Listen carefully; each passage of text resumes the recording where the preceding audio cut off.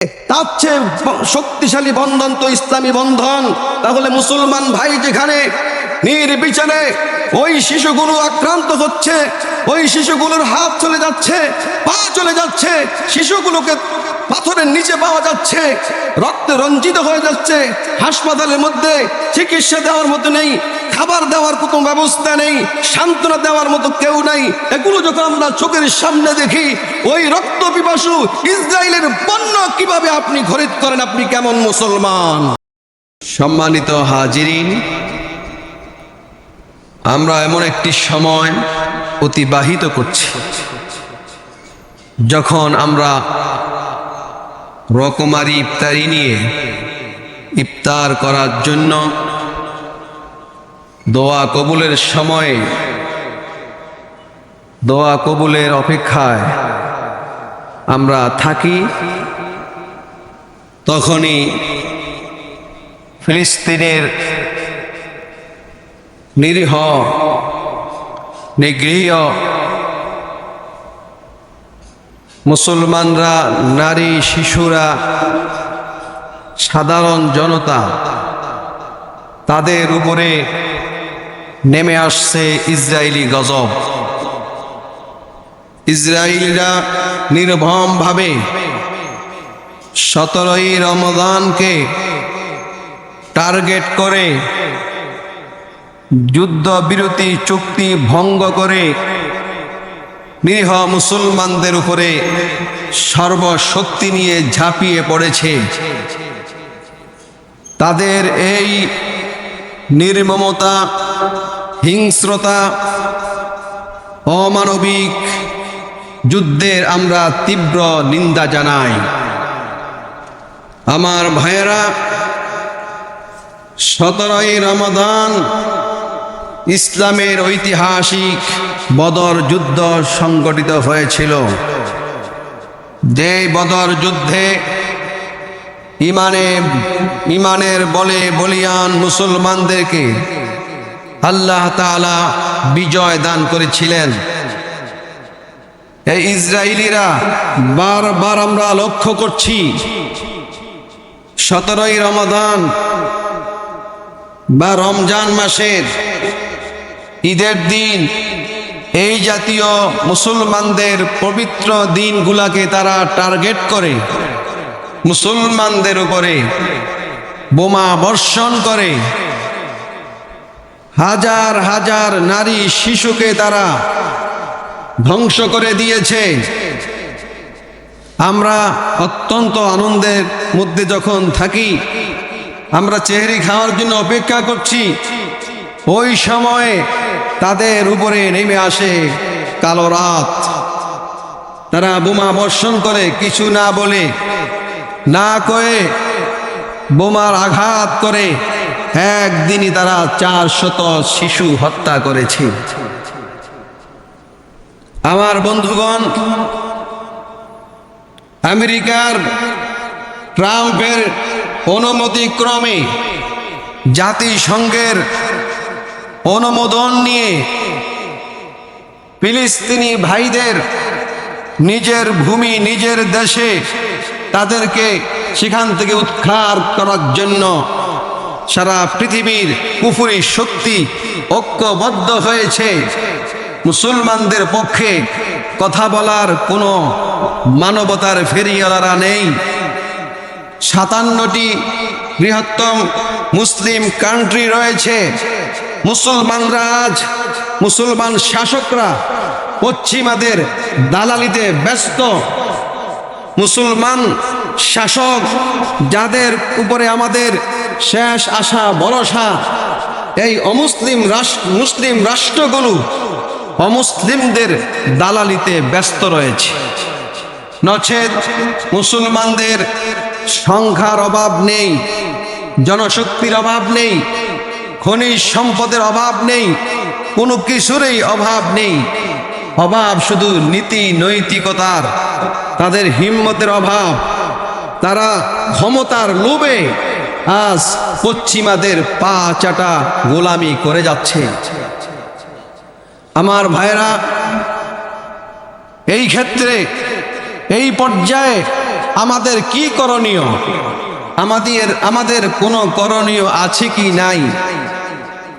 আমাদের ইন্টারন্যাশনাল ভাবে কিছু করণীয় আছে এবং আমরা এই দেশ থেকেও কিছু করণীয় পালন করতে পারি। সারা পৃথিবী 200 কোটি মুসলমান রয়েছে। রাসূলুল্লাহ সাল্লাল্লাহু আলাইহি ওয়াসাল্লাম বলেছেন, এক জামানায় এমন হবে মুসলমানরা সাগরের ফেনার মতো ভেসে যাবে। নবীজি বলেছিলেন, সাহাবায়ে ইকরাম জিজ্ঞাসা করলেন, ইয়া রাসূলুল্লাহ, তখন কি মুসলমানদের সংখ্যা কি কম থাকবে? নবীজি বললেন, না, তাদের সংখ্যা কম হবে না, সংখ্যার আধিক্যতা অনেক বেশি থাকবে, কিন্তু তাদের মধ্যে থাকবে মরণের ভয় আর সম্পদের লোভ। হুব্বুদ দুনিয়া, দুনিয়ার লোভ থাকবে তাদের মধ্যে, আর থাকবে তাদের মৃত্যুর প্রতি অপছন্দ। আল্লাহ নবী বলেছেন, তোমরা যেই মৃত্যুকে অপছন্দ করো, এই মৃত্যু মুসলমানদের জন্য, মুমিনের জন্য আল্লাহ তাআলা হাদিয়া স্বরূপ ঘোষণা করেছেন। একজন মুমিন, তার জন্য মৃত্যু হলো হাদিয়া, উপহার। এই মৃত্যু নামক উপহারের এই বহরে করে, এই বাহনে করে মুমিন জান্নাতে পৌঁছে যায়। এই জন্য কোনো মুমিন মৃত্যুকে পরোয়া করতে পারে না। মৃত্যুর মাধ্যমে যেহেতু আল্লাহকে সরাসরি দেখতে পারবো, জান্নাতে যেতে পারবো, এই জন্য একজন মুমিনের মৃত্যু হবে উপহার স্বরূপ। যেদিন মুমিন মৃত্যুকে উপহার হিসেবে গ্রহণ করতে পারবে, মৃত্যুকে আলিঙ্গন করতে পারবে, দুনিয়ার সম্পদের লোভ, পদবীর লোভ, ক্ষমতার লোভ চাটতে পারবে, সেদিন এই পৃথিবীতে 200 কোটি মুসলমান উঠে দাঁড়াতে পারবে। তাদের সর্বশক্তি নিয়ে ঐক্যবদ্ধ হলে গোটা পৃথিবীর অমুসলিম শক্তি মুসলমানদের চোখে চোখ রেখে চোখ রাঙ্গিয়ে আর কথা বলার সাহস পাবে না। আমার বন্ধুগণ, এহেন পরিস্থিতিতে আমাদের করণীয় হলো, আমাদের ভেঙ্গে পড়লে হবে না, ইন্টারন্যাশনাল ভাবে আমাদের কিছু করণীয় আছে। একটি হচ্ছে, আমরা সর্বোপরি আল্লাহর উপরে ভরসা ও আস্থা রাখতে হবে। সমস্ত ভরসা আল্লাহর উপরেই থাকবে ইনশাআল্লাহ। মনোবল ভাঙলে হবে না, মনোবল হারানো যাবে না। 2 নাম্বার হচ্ছে ভ্রাতৃত্ব বন্ধন। ভ্রাতৃত্ব বন্ধন, মুসলমানদের মধ্যে ভ্রাতৃত্ব বন্ধন জোরদার করতে হবে। ভ্রাতৃত্ব বন্ধন সম্পর্কে কোরআন বলেছে সূরা হুজরাতের মধ্যে, ইন্নামাল মুমিনুনা ইখওয়া ফাসলিহু বাইনা আখাওয়াইকুম ওয়াত্তাকুল্লাহ। মুসলমান মুমিনরা হচ্ছে পরস্পর ভাই ভাই, তোমরা তোমাদের পরস্পরের সম্পর্ককে সুসংহত করো, মজবুত করো, সংশোধন করে নাও, আল্লাহকে ভয় করো, তোমরা বিচ্ছিন্ন হয়ে যেও না। হাদিস শরীফে আসছে, মুসলিম শরীফ, মাসালুল মুমিনিনা ফি তাওয়াদ্দিহিম ওয়া তারাহুমিহিম ওয়া তাআতুফিহিম মাসালুল জাসাদ। মুমিনদের উদাহরণ হলো তারা একটা শরীরের মতো, ইজাশতাকা মিনহু উযউন তাদাআ লাহু সাইরুল জাসাদি কামাসালিল সাহরি বিসসাহরি ওয়াল হুম্মা। মুমিনদের উদাহরণ হলো একটা বডির মতো, ইসলামের উদাহরণ হলো একটা বডির মতো। ওই বডির যেমন অঙ্গ প্রত্যঙ্গ আছে, সমস্ত মুসলমান হলো ইসলাম নামক বডির অঙ্গ প্রত্যঙ্গ। একটা অঙ্গে যখন আঘাত লাগে, গোটা অঙ্গে তার অনুভব হয়। হাতের মধ্যে ব্যথা পেলে পুরা শরীরের মধ্যে ব্যথা লাগে, পায়ে ব্যথা লাগলে পুরা শরীরের মধ্যে ব্যথা অনুভূত হয়। তদ্রূপ গোটা পৃথিবীর যেখানেই থাকুক না কেন, আটলান্টিক মহাসাগরের অপর প্রান্তে যদি কোনো মুমিন আক্রান্ত হয়, কোন মুসলমান আক্রান্ত হয়, গোটা পৃথিবীর সমস্ত মুসলমান ফুঁসে উঠতে হবে। এটাই হচ্ছে ইমানের দাবি। আমার বন্ধুগণ, মুসলিম ভ্রাতৃত্ব রক্তের ভ্রাতৃত্ব চাইতো অনেক মজবুত, অনেক সুসংহত হতে হয়।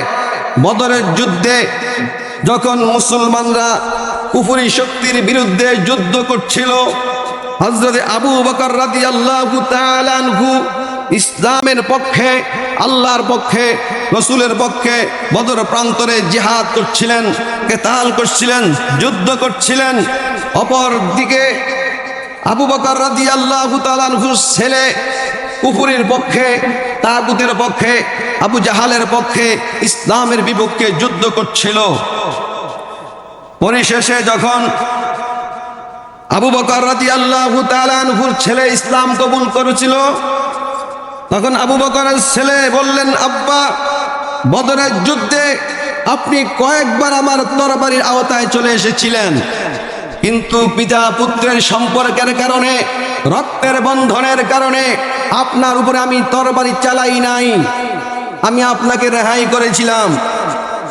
হযরত আবু বকর রাদিয়াল্লাহু তাআলা আনহু বলেছিলেন, হে পুত্র, শুনে রাখো, তুমি তো আমাকে রেহাই করেছ পিতা পুত্রের সম্পর্কের কারণে, রক্তের বন্ধনের কারণে, কিন্তু তুমি জেনে রাখো, তুমি ছেলে যদি বদরের যুদ্ধে আমার তরবারির আওতায় আসতে, তাহলে আমি ইমানের বন্ধনের কারণে, রক্তের বন্ধনের পরোয়া করতাম না, পিতা পুত্রের সম্পর্কের পরোয়া করতাম না, আমার তরবারি দিয়ে ইমানের ভ্রাতৃত্বের কারণে, ইমানের বন্ধনের কারণে, ইমানের মহাব্বতের কারণে, ইমানের দায়িত্ব হিসেবে তোমাকে তরবারি দিয়ে দ্বিখণ্ডিত করে জাহান্নামে প্রেরণ করতাম। আমার বন্ধুগণ, এই জন্য মুসলিম ভ্রাতৃত্বকে মজবুত করতে হবে। যেমন অঙ্গ প্রত্যঙ্গে ব্যথা ফেলে পুরা শরীরে অনুভূত হয়, আটলান্টিক মহাসাগরের অপর প্রান্তে চীন, জাপান, লন্ডন যেখানেই থাকুক না কেন, মুসলমান যেখানেই আক্রান্ত হবে, গোটা পৃথিবীর মুসলমান যারা ঈমান দাবি করে, তাদের প্রত্যেকেই প্রতিবাদে ফুঁসে উঠতে হবে, আন্দোলনে করণীয়কে সামনে রেখে ঝাঁপিয়ে পড়তে হবে। আমার ভাইরা, তারপরে আসবে সাহায্য। আন্তর্জাতিকভাবে যা করতে হবে সাহায্য, যারা যেখানে আক্রান্ত হচ্ছে তাদেরকে সাধ্য অনুযায়ী যেভাবে প্রয়োজন যোগ উপযোগী সাহায্যে এগিয়ে আসতে হবে। পণ্য বর্জন, 4 নম্বর হলো পণ্য বর্জন। পণ্য বর্জন, ইহুদিদের পণ্য বর্জন করা। হিন্দু মতাবলম্বী যারা আছে, গুজরাটে মুসলমান হত্যা করছে, এখন নতুন করে তারা ইসরায়েলিদের সঙ্গে কাঁধে কাঁধ মিলিয়ে মুসলমান নিধনে তারা নেমেছে। হিন্দুদের এই ভারতীয় পণ্য বর্জনের মাধ্যমে প্রতিবাদ জানাতে হবে, ইহুদিদের পণ্য বর্জনের মাধ্যমে প্রতিবাদ জানাতে হবে, তাদের অর্থনৈতিক মেরুদণ্ডকে ভেঙে ফেলতে হবে। আমার বন্ধুগণ, কিন্তু আমরা দেখছি আমাদের ওয়াশরুমে, কিচেনে, আমাদের বেডরুমে, আমাদের পকেটে, আমাদের শরীরে দেখা যাচ্ছে ইহুদিদের পণ্য, অমুসলিমদের পণ্য, রক্ত পিপাসুদের পণ্য। যতটুকু সম্ভব, যেটা না হলে নয়, তাছাড়া যতটুকু সম্ভব তাদের পণ্য বর্জন করে চলতে হবে। কারণ আপনার ভাইকে যে খুন করেছে যেই দোকানদার, ওই দোকান থেকে আপনি কোনোদিনও পণ্য কিনেন না। আপনার বাবাকে যে আঘাত করেছে, আপনার আত্মীয়কে যে আঘাত করেছে, ওই দোকানে আপনি কখনো যান না। এটাই যদি হয়ে থাকে, তার চেয়ে শক্তিশালী বন্ধন তো ইসলামী বন্ধন। তাহলে মুসলমান ভাই যেখানে নির্বিচারে ওই শিশুগুলো আক্রান্ত হচ্ছে, ওই শিশুগুলোর হাত চলে যাচ্ছে, পা চলে যাচ্ছে, শিশুগুলোকে পাথরের নিচে পাওয়া যাচ্ছে, রক্তে রঞ্জিত হয়ে যাচ্ছে, হাসপাতালের মধ্যে চিকিৎসা দেওয়ার মতো নেই, খাবার দেওয়ার কোনো ব্যবস্থা নেই, সান্ত্বনা দেওয়ার মতো কেউ নাই। এগুলো যখন আমরা চোখের সামনে দেখি, ওই রক্ত পিপাসু ইসরায়েলের পণ্য কিভাবে আপনি খরিদ করেন? আপনি কেমন মুসলমান? এটা মুসলমানের কাজ হতে পারে না। সুতরাং তাদের পণ্য বর্জন করে হলেও তাদের অর্থনৈতিক মেরুদণ্ডকে ভেঙ্গে চুরমার করে দিতে হবে। আমার ভাইরা, ৫ম নম্বর করণীয়, মুসলিম জাতিসংঘ প্রতিষ্ঠা করতে হবে। যেই জাতিসংঘ আছে এটা কুফরি সংঘ, এটা হচ্ছে ইসলাম নিধন সংঘ, মুসলিম নিধন সংঘ। সংখ্যালঘু করে তারা মুখে ফেনা তুলছে। বিশ্বের সমস্ত মানবতাবাদী সংসদগুলো, সংঘগুলো মানবতার কথা বলছে, সংখ্যালঘুর অধিকারের কথা বলছে। সারা পৃথিবীতে যেখানে মুসলমান সংখ্যালঘু আছে, শুধুমাত্র ইসলাম হওয়ার কারণে, মুসলমান হওয়ার কারণে তারা বৈষম্যের শিকার, তারা হেনস্থার শিকার, হ্যারাসমেন্টের শিকার সারা পৃথিবীতে। জাতিসংঘ কোনো তাদেরকে এই জবাব তাদের কাছে নাই। জাতিসংঘ প্রত্যক্ষ ও পরোক্ষভাবে মুসলমানদের বিরুদ্ধেই সবসময় ভূমিকা পালন করে আসছে।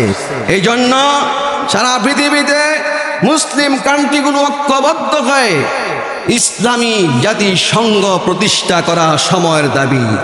এই জাতিসংঘের মাধ্যমে মুসলমানদের অধিকার সংরক্ষিত হবে, মুসলমানদের পক্ষে কথা বলবে, মুসলমানদের নিরাপত্তার বিধান প্রতিষ্ঠা করবে। আমার বন্ধুগণ, তারপরে করণীয় হচ্ছে আন্তর্জাতিকভাবে, ইন্টারন্যাশনালভাবে করণীয় হচ্ছে প্রতিরক্ষা বাহিনী গঠন করা। তারা যেমন ন্যাটো বাহিনী গঠন করে সারা পৃথিবীর মধ্যে সন্ত্রাস চালাচ্ছে, আমাদেরকেও মুসলমান মিল্লাত, মুসলিম রাষ্ট্রগুলো ঐক্যবদ্ধ হয়ে প্রতিরক্ষা বাহিনী গঠন করবে। প্রতিরক্ষা বাহিনী গঠন করে এই বাহিনীকে মজবুত করবে, শক্তিশালী করবে। তারা যখন মুসলমানদের উপরে কোথাও আক্রমণ করে, হামলা করে, সেখানে যেন যথাযথ জবাব দেওয়া যায় সেই ব্যবস্থা করতে হবে। সেখানে দা বটি আর তীর বল্লম দিয়ে হবে না। আল্লাহ নবী বলেছেন, আর রমি ওয়াল কুওয়া, আর রমি ওয়াল কুওয়া, ক্ষেপণাস্ত্রই হচ্ছে শক্তি। ১৫০০ বছর পূর্বে বলেছেন ক্ষেপণাস্ত্রই হলো শক্তি। ক্ষেপণাস্ত্র প্রস্তুত করা, ওয়া আইদ্দু লাকুম মাসতাতাতুম মিন কুওয়া ওয়া মির রিবাতিল খাইল তুরহিবুনা বিহি আদুওয়াল্লাহি ওয়া আদুওয়াকুম, তোমরা সাধ্যমতো তোমাদের রণ সামগ্রী প্রস্তুত করো, রণ সামগ্রী প্রস্তুত করো, তোমাদের সাধ্য মোতাবেক এই পরিমাণ প্রস্তুত করো, যার কারণে তোমাদের শত্রু এবং আদুউল্লাহ, আল্লাহর শত্রুরা ভীত সন্ত্রস্ত থাকে, করতলগত থাকে। সেই ব্যবস্থা আমাদেরকে করা লাগবে। আমাদেরকে ডলারের পরিবর্তে মুসলমানদের স্বতন্ত্র মুদ্রা তৈরি করতে হবে। ডলারের পিছনে পড়লে হবে না, আমাদের স্বতন্ত্র মুদ্রা থাকতে হবে। ৮ নাম্বার, ইসরায়েলের প্রতি ঘৃণা। আল হুব্বুলিল্লাহ ওয়াল বুগযুলিল্লাহ, ভালোবাসাও হবে আল্লাহর জন্য এবং ঘৃণাটাও হবে আল্লাহর জন্য। কাউকে যদি আপনি ভালোবাসেন, যাকেই হোক, সেটা আল্লাহর জন্য হতে হবে, এবং কাউকে ঘৃণা করলে সেটাও আল্লাহর ভালোবাসার জন্য হবে। মুসলমানদের উপরে মানবতা বিরোধী তাদের এই হত্যাযজ্ঞ, ধ্বংসযজ্ঞ, এই সন্ত্রাসী কার্যক্রমের বিপক্ষে সমস্ত মুসলমানদেরকে তাদের প্রতি ঘৃণা নিক্ষেপ করতে হবে। আমরা তাদেরকে তীব্রভাবে তাদের প্রতি ঘৃণা নিক্ষেপ করছি। কথা বলেন ঠিক না ঠিক?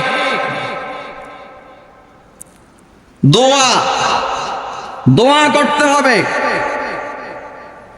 মুসলমানদের জন্য দোয়া, আর সন্ত্রাসীদের বিরুদ্ধে বদদোয়া। মুসলমানদের জন্য আল্লাহ নবী দোয়া করেছেন, তাদের নিরাপত্তার জন্য দোয়া করেছেন, তাদের আমল, আখলাক, ধন সম্পদ, সন্তান সন্ততি, নিরাপত্তা ইত্যাদি সকল বিষয়ে, সকল ক্ষেত্রে উন্নতির জন্য আল্লাহ নবী দোয়া করেছেন। আমাদেরকেও দোয়া অব্যাহত থাকতে হবে। আর নবীজি তাদের বিরুদ্ধে, জালিমদের বিরুদ্ধে বদদোয়া করেছেন, আল্লাহুম্মা আলাইকা বিকুরাইশ, আল্লাহুম্মা আলাইকা বিআবি জাহল, আল্লাহুম্মা আলাইকা বিআবি ওয়ালিদ ইবনে মুগীরা এইভাবে নবীজি নাম ধরে ধরে বদদুয়া করেছেন, বুখারী শরীফের হাদিস। এইভাবে আমাদেরকে ইসরায়েলের বিরুদ্ধে এবং যারা সন্ত্রাসী কার্যক্রম করছে তাদের বিরুদ্ধে বদদুয়া অব্যাহত রাখতে হবে। প্রতিবাদ মিছিল, প্রতিবাদ করতে হবে, মিছিলের মাধ্যমে বিভিন্নভাবে প্রতিবাদ অব্যাহত থাকতে হবে। এমন পরিমাণ প্রতিবাদ করতে হবে যাতে করে মিডিয়া কভারেজ হয়, আন্তর্জাতিক পর্যায়ে তাদের চোখে পড়ে, এমন প্রতিবাদ করতে হবে। আল্লাহ তাআলা আমাদেরকে তৌফিক দান করেন, আমিন।